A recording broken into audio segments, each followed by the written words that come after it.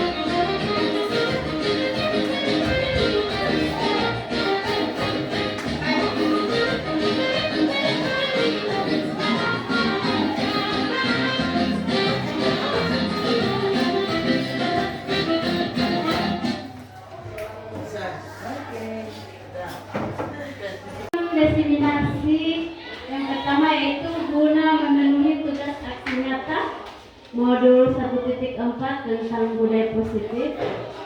Kemudian penyebaran pemahaman budaya positif yang berikut mengajak semua warga sekolah untuk menerapkan budaya positif.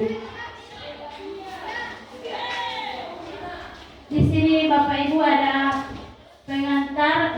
Ki Hajar Dewantara mengibaratkan bahwa sekolah itu sebagai tanah atau sawah tempat bercocok tanam, sehingga guru harus menciptakan lingkungan yang menyenangkan, aman dan nyaman, menjaga dan melindungi murid dari hal-hal yang tidak baik, sehingga murid akan tumbuh menjadi karakter baik sesuai dengan profil pelajar Pancasila. Bapak Ibu, di sini ada profil pelajar Pancasila. Yang pertama yaitu beriman bertakwa kepada Tuhan Yang Maha Esa dan berakhlak mulia. Kemudian ada berkebinekaan global, mandiri, bergotong royong, kemudian bernalar kritis dan juga kreatif. Kita masuk pada budaya positif. Apa itu budaya positif? Budaya positif adalah nilai-nilai, keyakinan-keyakinan dan kebiasaan-kebiasaan di sekolah yang berpihak pada murid agar murid dapat berkembang menjadi pribadi yang kritis, terhormat dan bertanggung jawab. Di sini apa sih pentingnya menciptakan suasana positif di lingkungan sekolah? Oke, yaitu tujuannya agar dapat menumbuhkan motivasi intrinsik dalam diri murid-murid untuk menjadi pribadi yang bertanggung jawab dan berbudi pekerti luhur. Di sini ada motivasi perilaku manusia. Yang pertama, untuk menghindari ketidaknyamanan atau hukuman, kemudian untuk mendapatkan imbalan atau penghargaan. Kebutuhan dasar manusia yang pertama itu adalah kebutuhan bertahan hidup. Kemudian yang kedua, cinta dan kasih sayang. Yang ketiga, kebebasan. Yang keempat, kesenangan. Dan lima, kekuasaan. Oke, kebutuhan bertahan hidup adalah kebutuhan yang bersifat fisiologis untuk bertahan hidup, misalnya untuk kesehatan ya, untuk rumah dan makanan. Di sini juga ada seks, sebagian dari proses reproduksi, termasuk kebutuhan untuk tetap bertahan hidup. Komponen psikologis pada kebutuhan ini meliputi kebutuhan akan perasaan aman, cinta dan kasih sayang. kebutuhan ini yaitu berikutnya adalah kebutuhan psikologis, kebutuhan untuk mencintai dan memiliki, meliputi yaitu kebutuhan akan kemandirian otonomi dan memiliki pilihan, mampu mengendalikan arah hidup seseorang. Anak-anak dengan kebutuhan kebebasan yang tinggi menginginkan pilihan. Mereka juga perlu banyak bergerak, suka mencoba-coba, tidak terlalu terpengaruh oleh orang lain dan senang mencoba hal baru dan menarik. Di sini ada kesenangan. Kebutuhan akan kesenangan adalah kebutuhan untuk mencari kesenangan bermain dan tertawa. Bayangkan jika hidup kita tanpa kenikmatan apapun, betapa menyedihkan ya. Kemudian di sini ada kekuasaan. Kebutuhan ini berhubungan dengan kekuatan untuk mencapai sesuatu, menjadi kompeten, menjadi terampil, diakui atas prestasi dan keterampilan kita, didengarkan dan memiliki rasa harga diri.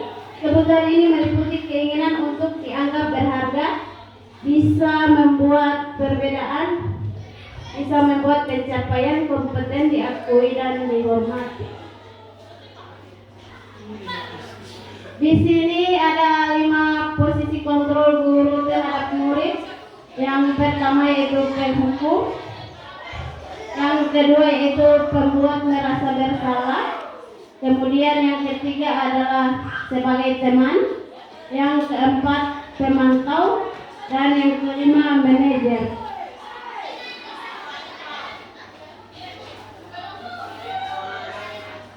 Bapak Ibu, di sini ada video 5 posisi kontrol.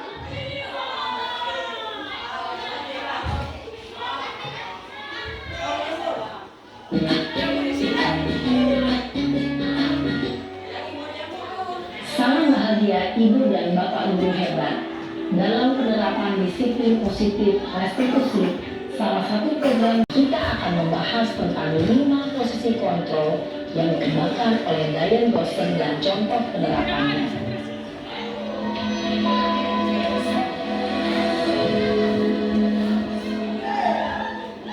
5 posisi kontrol itu adalah 1. Posisi penghukum, 2. Posisi pembuat merasa bersalah, 3. Posisi teman, 4. Posisi pemantau atau monitor, dan 5. Posisi manajer. Untuk lebih memahami kelima posisi tersebut, mari kita saksikan kasus Naren yang terlambat hadir 20 menit di sekolah dan melihat bagaimana kelima posisi kontrol dalam menghadapi masalah tersebut.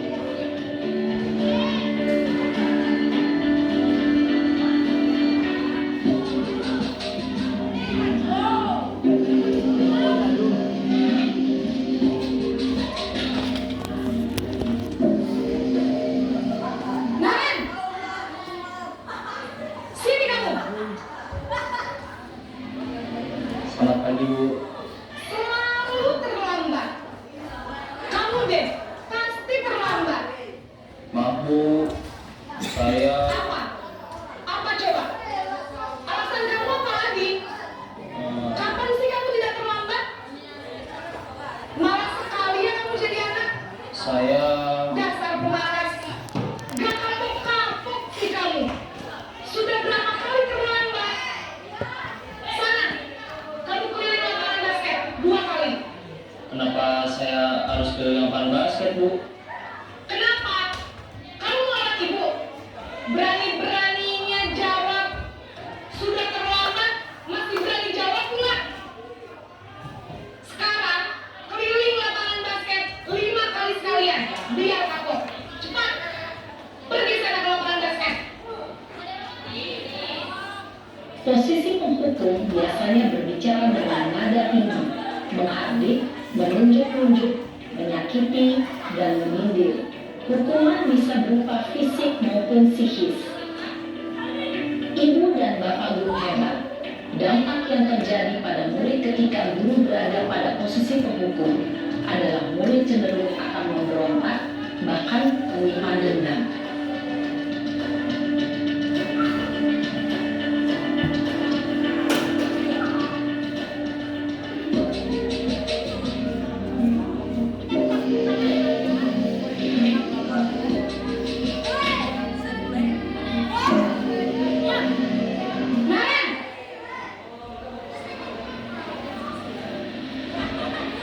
Selamat pagi Bu. Naren, kamu kenapa terlambat lagi, nak? Ya Tuhan, Naren. Kamu senang ya bikin ibu susah ya? Kalau kamu terlambat lagi, nanti ibu yang ditegur bakal kepala sekolah, nak. Disangka ibu tidak bisa membina kamu. Aduh, gimana ini? Maaf Bu. Duh, Gusti Naren. Kamu suka ya kalau ibu ditegur bapak kepala sekolah? Terus, sekarang ibu harus tulis apa ini di buku absen? Ini kamu sudah sering terlambat loh. Ibu harus apa coba? Maaf Bu. Maaf sekali. Ya sudah, lain kali jangan bikin ibu susah lagi ya nak ya. Ibu tidak akan kuat lagi kalau kamu begini terus. Bisa jantungan kalau ibu tegur bapak kepala sekolah. Sana cepat kelas. Maaf ya Bu. Maaf sekali. Posisi pembuat rasa bersalah berbicara dengan nada tenang, cenderung lembut. Namun kata-kata yang diutarakan membuat murid merasa menjadi orang yang gagal, memandang buruk dirinya sendiri, merasa tidak berharga, dan tidak sanggup membahagiakan orang lain. Ketika guru mengambil posisi pembuat rasa bersalah, murid akan menganggap dirinya yang bersalah dan ia akan menyimpan emosi negatif tersebut di dalam dirinya.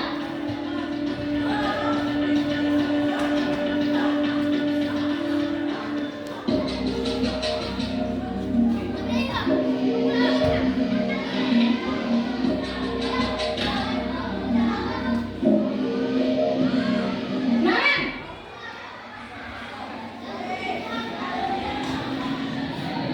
Selamat pagi Bu. wah, sudah jam berapa ini nak? Terlambat lagi ya sayang.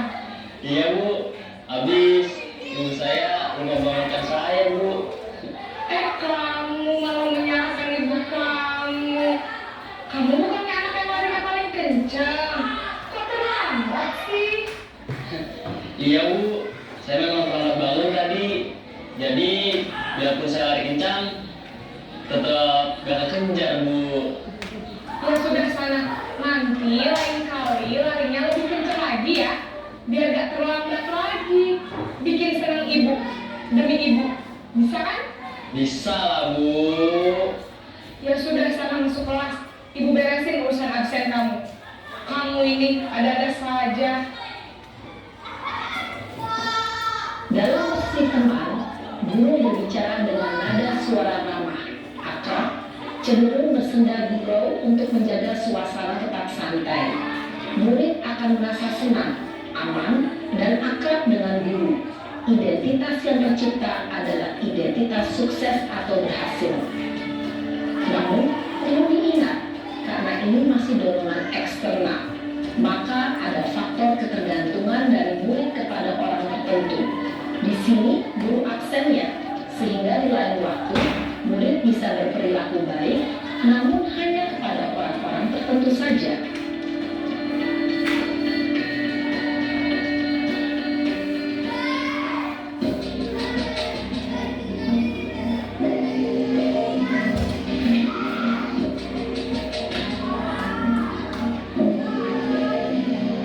Naren!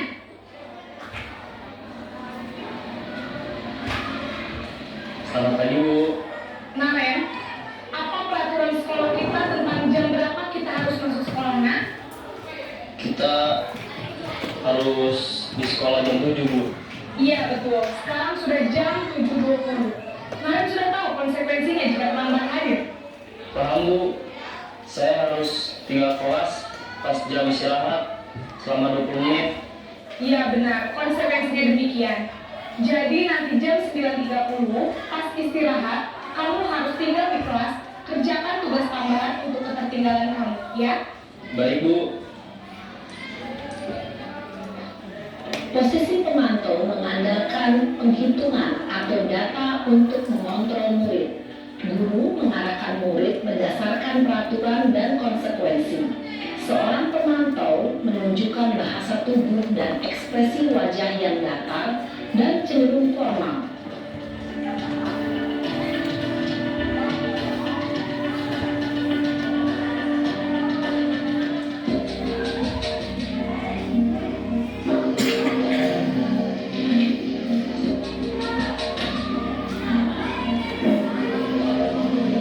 Naren!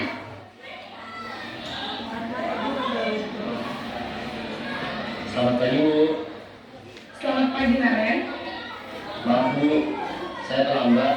Iya, sekolah masuknya jam 7, sekarang sudah jam 7.20. Jadi sekarang bagaimana ini, Naren? Maaf Bu, saya lupa setel alarm saya semalam. Baiklah, menurut kamu, keyakinan sekolah yang mana yang perlu kamu tingkatkan? Menghargai diri sendiri dan orang lain mungkin ya Bu. Setuju. Jadi, apakah Naren meyakini prinsip saling menghormati tersebut? Iya Bu, saya meyakininya. Apakah Naren bersedia memperbaiki masalah keterlambatan ini? Bersedia Bu. Bagaimana kamu akan memperbaiki masalah keterlambatan ini? Saya akan coba untuk tidak lupa menyetel alarm saya Bu. Baik, kalau Naren lupa menyetel alarm di rumah, ada orang yang kira-kira bisa bantu mengingatkan tidak? Ada Bu, kakak saya, Kak Emma. Ada lagi selain Kak Emma? Selain Kak Emma, ada ibu saya. Baik, jadi yang mengingatkan Naren adalah Kak Emma dan ibu kamu ya? Kira-kira akan mulai set alarm kapan ya, Naren? Setelah pulang sekolah, akan segera saya lakukan. Baik, jadi Naren akan setel alarm untuk bangun besok pagi dan akan diingatkan oleh kakak dan ibu dan Naren ya. Ada lagi yang mungkin perlu dilakukan, Naren? Agar tidak terlambat bangun lagi. Tidak ada Bu. Baik, Naren. Terima kasih untuk kerjasama kamu. Sekarang kamu perlu kembali ke kelas untuk belajar. Baik Bu, terima kasih. Posisi manajer adalah posisi kontrol yang disarankan untuk membimbing murid memiliki sikap disiplin yang positif, yaitu murid yang mandiri, bertanggung jawab, dan dapat memecahkan masalah. Tujuan dari posisi ini adalah agar murid dapat berefleksi atas tindakannya. Guru akan dengan tulus memberikan pertanyaan-pertanyaan bermakna, sehingga membuat murid dapat belajar dari kesalahannya dan mencari sebuah solusi untuk menyelesaikannya. Ibu dan bapak guru hebat, setelah mengamati adegan kelima posisi kontrol tadi, kira-kira posisi mana yang paling ideal? Posisi mana yang dapat menunjang motivasi intrinsik murid? Ya, tentu posisi manajer. Posisi ini memang posisi ideal yang ingin dituju setiap pendidik. Pada posisi inilah, guru dapat menerapkan disiplin positif dan berpihak pada murid, yang memerdekakan murid. Perjalanan seorang pendidik tentunya tidak mudah untuk sampai pada posisi seorang manajer. Namun, tujuan kita pasti, yaitu menciptakan murid-murid yang mandiri, merdeka, dan bertanggung jawab. Semoga penggambaran 5 posisi kontrol yang telah diperlihatkan ini dapat menjadi ajang refleksi bagi kita semua, agar dapat terus mengasah dan menerapkan disiplin positif yang memerdekakan murid. Mari terus berlatih dan bersemangat. Selamat menerapkan. Salam dan bahagia, Ibu dan Bapak Guru hebat. Oke, setelah menyaksikan 5 posisi kontrol guru, kira-kira menurut Bapak Ibu mana yang paling bagus diambil dari 5 posisi kontrol yang sudah ditonton dari video Naren tadi? Karena masing-masing ada dampak negatif dan positif ya Bapak Ibu. Di sini ada segitiga restitusi, masih sambungan dari yang tadi, yaitu yang pertama validasi kebutuhan, kemudian menstabilkan identitas, Yang ketiga menanyakan keyakinan. Di sini ada pernyataan-pernyataan yang termasuk dalam segitiga restitusi. Yang pertama itu nilai-nilai apa yang telah kamu sepakati. Kemudian di sini ada kamu ingin menjadi orang seperti apa. Yang berikut di menstabilkan identitas itu adalah pernyataan tentang kamu bukan satu-satunya yang pernah melakukan ini. Juga ada setiap orang pasti pernah melakukan kesalahan. Di validasi kebutuhan ada pernyataan kamu tentu punya alasan mengapa melakukan itu. Yang berikut, adakah cara yang lebih efektif untuk mendapatkan apa yang kamu butuhkan?